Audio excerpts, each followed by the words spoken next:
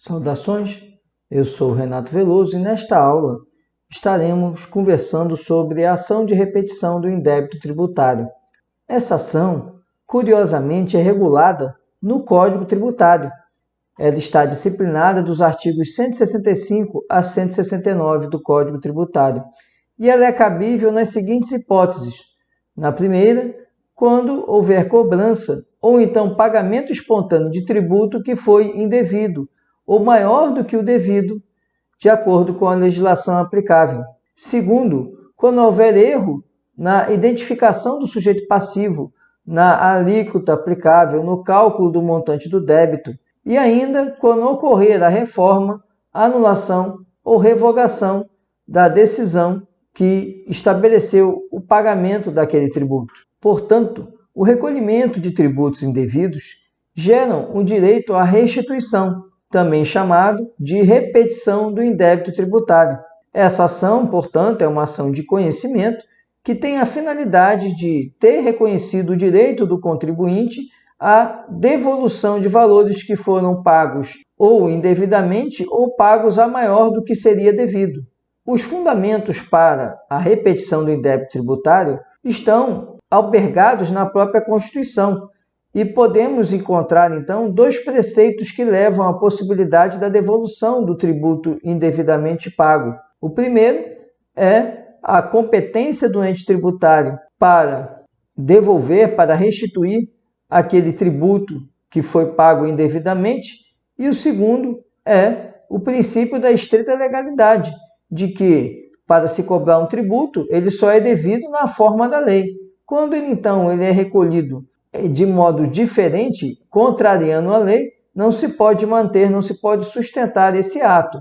Por isso, o dever da restituição. Quando reconhecido o direito à restituição, o contribuinte ele passa a ter o direito a receber do Estado o valor que foi pago a maior, ou o valor indevido do tributo que foi pago, assim como eventuais juros de mora ou penalidades que incidiram sobre aquele tributo, exceto nas situações em que você tiver infrações que não foram prejudicados pela restituição. O que significa? Quando as infrações foram cometidas e não tem relação com aquele tributo que foi pago a maior. Terá direito ainda a receber os juros legais, a partir do trânsito em julgado da decisão que determinar a restituição. Importante destacar a questão do artigo 166 do Código Tributário, que estabelece que a restituição de tributos que comportem, por sua natureza, a transferência do encargo financeiro, somente vai ser realizada aquele que assumiu o ônus financeiro, aquele que assumiu o encargo, ou então aquela pessoa que estiver autorizada a receber em nome deste que assumiu o encargo financeiro. Importante atentar que o artigo 166, ao se referir aos tributos que pela natureza comportem a transferência do encargo financeiro, ele está deixando claro que essa transferência não é econômica, ela é de natureza jurídica. Portanto, são aquelas situações em que a lei atribui a um terceiro, a um responsável tributário, o dever de arcar com o ônus daquele tributo. É o caso, por exemplo, da substituição tributária. Tanto é assim que o STJ tem entendimento de que, no caso dos tributos indiretos, como o ICMS, o IPI, só tem legitimidade para discutir a eventual repetição do indébito tributário o contribuinte de direito, ou seja, aquele a quem a lei atribui o dever de recolher o tributo. E, portanto, esse contribuinte de direito, ele, além de ter a condição de estar na lei como devedor tributário, ele vai ter que ainda comprovar que assumiu esse ônus econômico do tributo. E como é que o STJ, então, trata a questão da repetição do indébito tributário? Podemos apresentar alguns entendimentos que demonstram essa posição do STJ. O primeiro é que a repercussão jurídica ela vai acontecer quando a lei instituir a substituição tributária, separando o sujeito passivo tributário entre contribuinte e responsável tributário. E ainda poderá acontecer a repetição do indébito tributário quando o tributo tenha como fato gerador uma operação na qual duas pessoas participem, onerando o primeiro sujeito dessa operação e possibilitando que ele, no âmbito do negócio celebrado, acrescente o ônus do tributo repercutindo de modo direto e imediato no preço ao segundo sujeito da operação.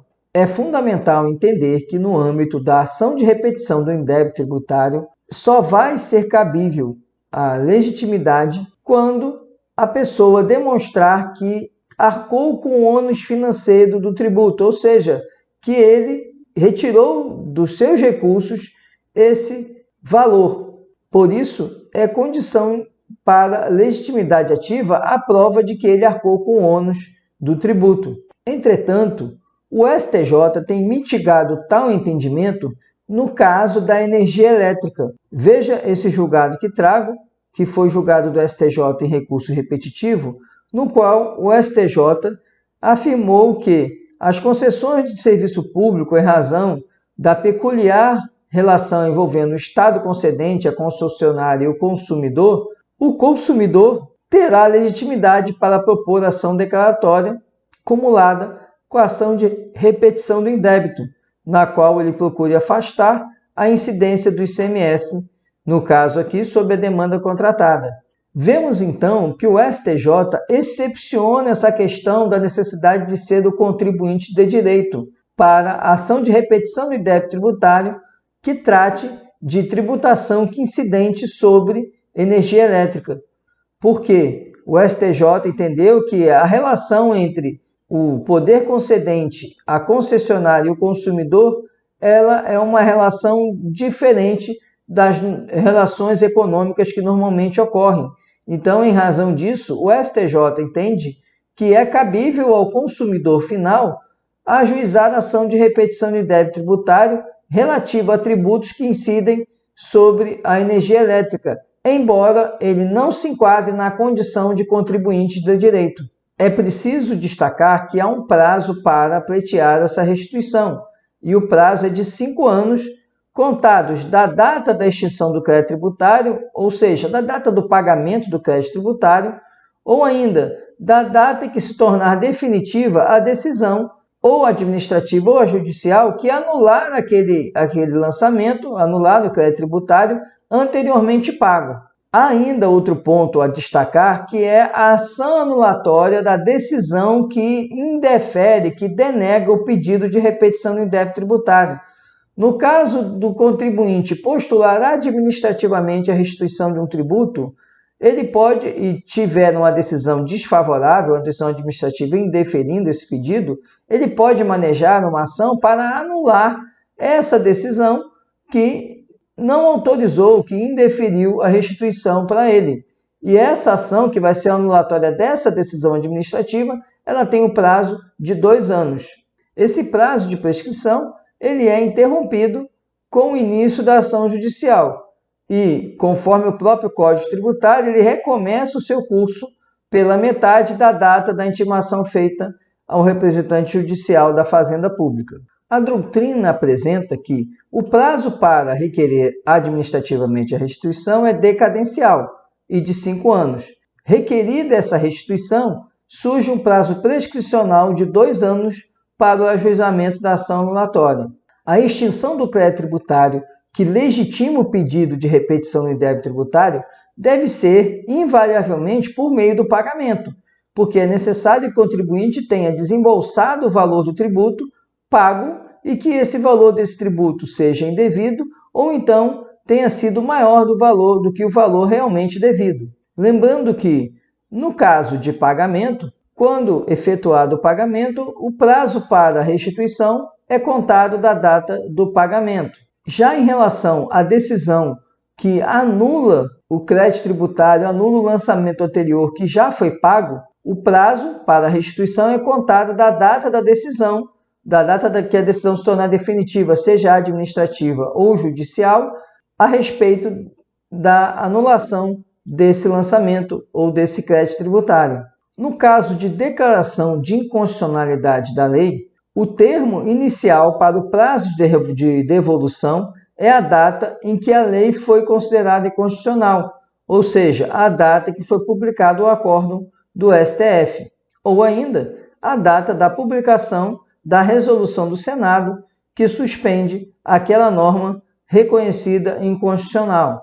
Importante destacar que o pedido de restituição a ser formulado na ação de repetição do indébito tributário deverá ainda englobar os acréscimos legais, ou seja, atualização monetária, juros de mora, eventuais encargos incidentes no crédito tributário. Observa-se que a jurisprudência tem aceito que, ainda que não formulado tal pedido na inicial e ainda que não tenha constado na sentença, é possível, em sede de cumprimento de sentença, ser formulado esses acréscimos, porque o entendimento é de que os acréscimos legais, ou seja, juros e atualização monetária, eles são consequência natural de eventual obrigação de pagar e, portanto, ainda que não conste expressamente, implicitamente, ao se ter uma obrigação de pagar, esse pagamento deve observar juros e atualização monetária. É importante destacar ainda que, em relação aos tributos federais,